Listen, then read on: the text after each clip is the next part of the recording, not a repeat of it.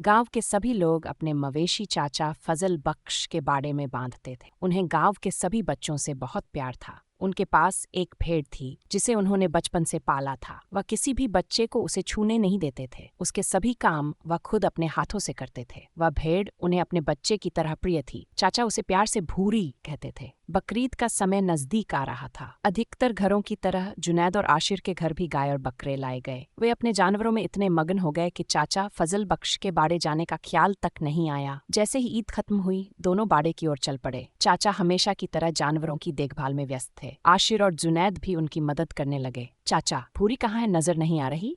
आशिर ने पूछा और जुनैद ने भी सवालिया नजरों से उनकी ओर देखा। बेटा, भूरी तो इस वक्त जन्नत की घास खा रही होगी, वह तुम्हें यहाँ कैसे नजर आ सकती है? चाचा ने मुस्कुराकर जवाब दिया। क्या मतलब चाचा? दोनों ने हैरानी से पूछा। मतलब ये कि भूरी को तो मैंने ईद के पहले ही दिन अल्लाह की राह में कुर्बान कर दिया था, उन्होंने कहा। लेकिन चाचा, वह तो आपको बहुत प्रिय थी, आपने तो उसे बचपन से पाला था ना? आशिर की हैरानी अब भी कम नहीं हुई थी। बेटा, यही तो कुर्बानी का असली मतलब है कि अपनी सबसे प्रिय चीज अल्लाह की राह में कुर्बान की जाए। आज कुर्बानी का असली मतलब दोनों की समझ में आ गया था।